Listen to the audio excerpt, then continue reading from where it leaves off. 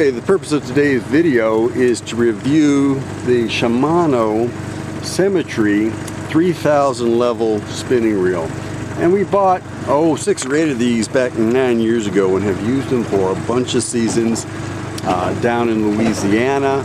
We've used them in the inshore fishery, catching bull redfish and bull drum, and they've served very well in that role, usually fishing with bait in the inshore applications.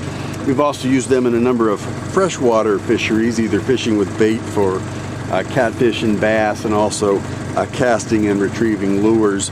And the one on the left there is spooled up with a Power Pro 30-pound depth hunter, and so I teamed up with the 8-foot ugly stick there. We're right now trolling with a dipsy diver, so it's useful for trolling also. But we like to remember when we're talking about our equipment is that Scripture says that the horse is prepared for the day of battle, but the battle belongs to the Lord. Scripture also says that some trust in horses and some trust in chariots, but we trust in the name of the Lord our God. So we want to remember to pray for fishing success. We give attention to our equipment because we like to buy equipment that's well suited to the task and that lasts a long time, but we don't trust in our equipment. We remember to pray and ask the Lord for help, success fishing, safety on the water, and to be a blessing to our fellow man. In any case, getting back to those Shimano Symetre 3000 level reels, when they're spooled up with 30-pound Power Pro, either the moss green like the one on the right or the Depth Hunter Gold, the different colors for precision trolling applications like the one on the left, 30-pound Power Pro is about right for most bait fishing and trolling applications. It's kind of a compromise for casting. If I was going to spool up one of those reels for casting lures all the time, I'd probably use more of a 15 or a 20-pound braid if I was casting and retrieving lures. It was the main purpose for those reels.